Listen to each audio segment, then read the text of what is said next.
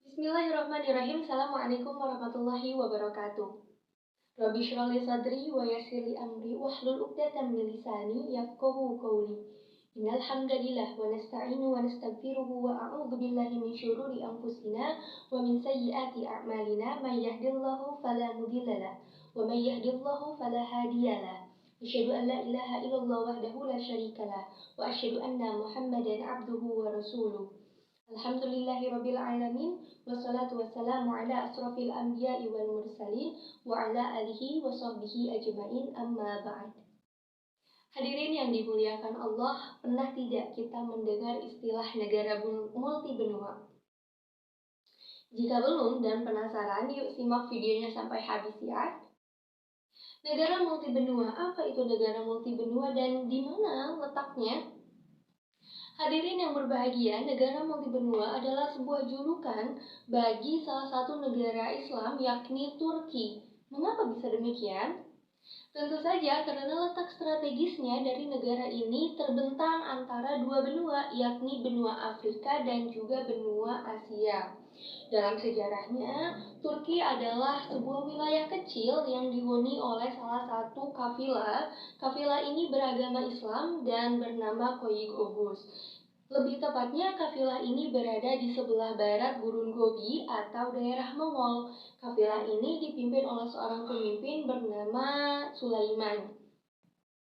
Pada tahun 1219 sampai 1220, Sulaiman mengajak para pengikutnya untuk hijrah dari tempat asal ke Transoksiana yang pada saat itu berada di bawah pimpinan dinasti Khawarizmi. Namun setelah bertemu dengan pemimpin dinasti Khawarizmi, Sulaiman pun dan para pengikutnya diminta untuk melanjutkan perjalanan ke Asia Kecil. Dan di tengah perjalanan, Sulaiman dan para pengikutnya mendapatkan musibah yang mana mengakibatkan sebagian di antara mereka meninggal dunia dan sebagian lagi terbagi menjadi dua kelompok. Pertama, ada kelompok yang ingin kembali ke tempat asalnya dan sisanya memilih untuk melanjutkan perjalanan. Sekitar 400 kepala keluarga memilih untuk melanjutkan perjalanannya di bawah pimpinan Ertugrul atau Ertogrol Ibnu Sulaiman.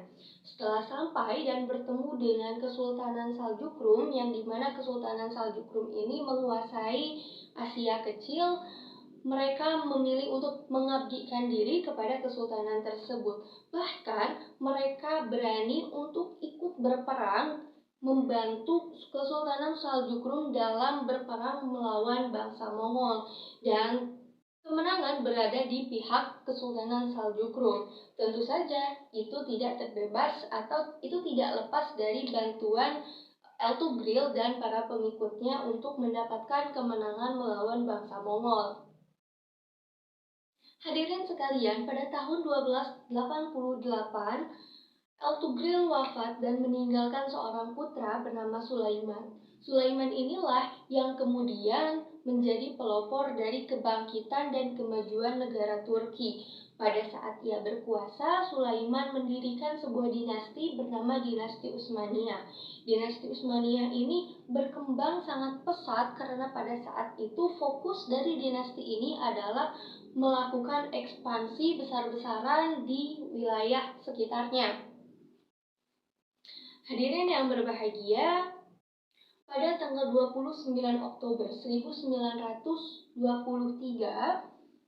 seorang pemimpin Turki bernama Mustafa Kemal mengubah sistem pemerintahan negara Turki yang dari yang awalnya sebuah kesultanan menjadi sebuah republik.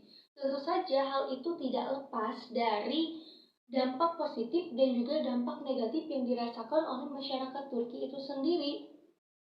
Sampai-sampai bangunan-bangunan yang tadinya sudah berada pada masa dinasti Utsmaniyah ini dianggap sebagai salah satu peninggalan sejarah atau bukti peradaban, seperti bangunan Hagia Sophia, Blue Mosque, Grand Bazaar, Istana Topkapi, dan Masjid Sulaiman Agung.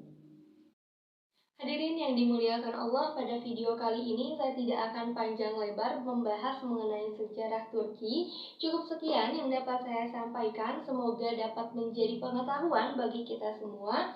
Terima kasih atas perhatiannya, mohon maaf atas segala kekurangannya. Wabillahi taufiq wal hidayah. Wassalamualaikum warahmatullahi wabarakatuh.